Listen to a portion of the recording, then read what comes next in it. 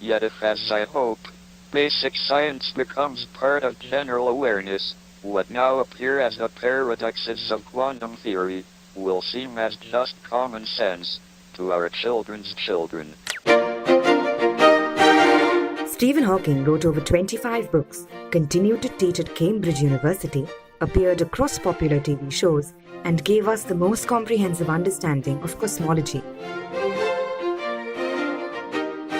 How did he manage that despite his degenerative condition of ALS? Through different computer programs that helped him communicate.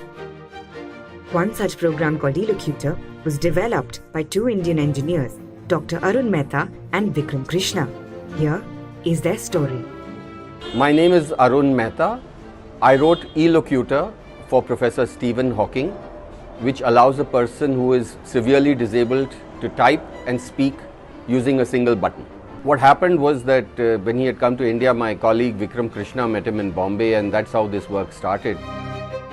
I met him, and it turned out that he wasn't this forbidding figure at all.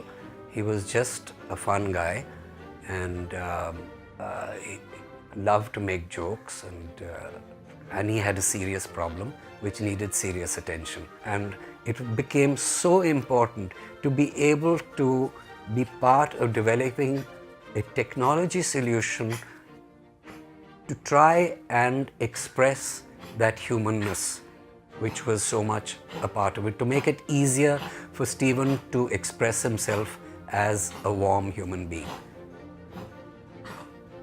And that coughing sound in the background is not somebody doubting it incredibly, but my poor dog over here who's got a bit of a cough.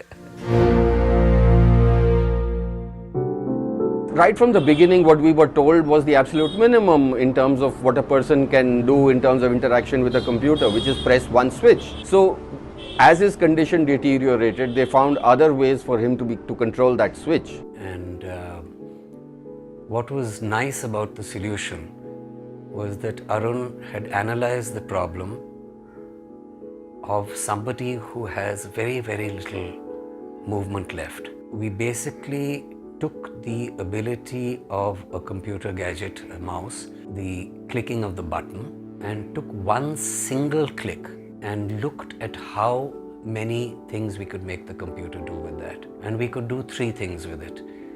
One was to sense a click, the other was to sense the lack of a click, and the third was to sense the length of the click. So we took those three aspects, and from it we made the ability to create complete sentences very, very quickly. Things I told Arun on the phone is that this is what we have to build into the software, that it's not enough to be solving the problem of using very little motor ability when you have almost no motor ability left. To create anything on the computer is a huge problem, but if we just solve that problem, it's not enough. We have to be able to maximize that ability to say silly things, because Stephen likes to say silly things. What's the most common misconception about your work? People think I'm a Simpsons character. See, the voice wasn't something that we did. You know, the original voice that he had, that was the text-to-speech output of a deck talk box. That was the technology of 30 years ago.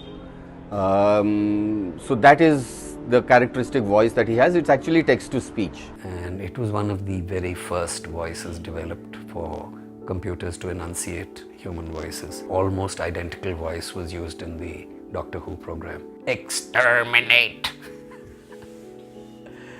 However difficult life can be, teachers have always been there, behind the scenes, showing us the way forward.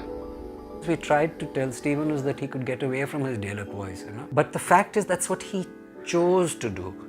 It was also possible for him to make other choices, including getting a good approximation of what his original voice had been. But the software was changing.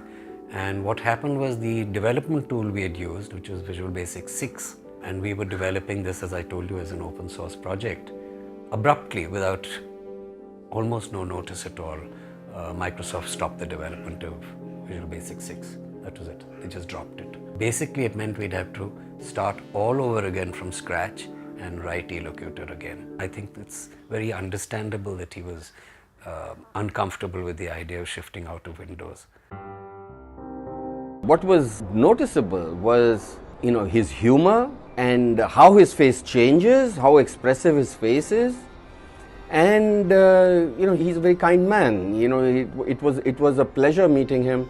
And when one realized how much the person is able to do, although he's so restricted, that is in itself an inspiration. I mean, on his website there was a page earlier which described his disability, in which he says that people ask me about what it is like to live with this disability, and he says, frankly, I don't think about it a lot, because there are few things that I want to do that it does not allow me to do. So this was, this optimistic attitude was really what was amazing. He was probably in his 20s when the disease was first detected, and because they thought it was a very virulent case of the disease, they told him he may not have long to live. Now imagine, he lived 50 years and was optimistic and did so much work, and right up to the end he was working. It was like being shown, a lamp in a dark room by somebody who couldn't even tell us about the lamp with his own words from his own lips. But he could show people that there are lamps that you can light, and you can be part of lighting every lamp. So I think that's really something fantastic that we learned from him. We are all time travelers, journeying together into the future, but let us work together to make that future a place we want to visit. Be brave, be determined, overcome the odds. It can be done.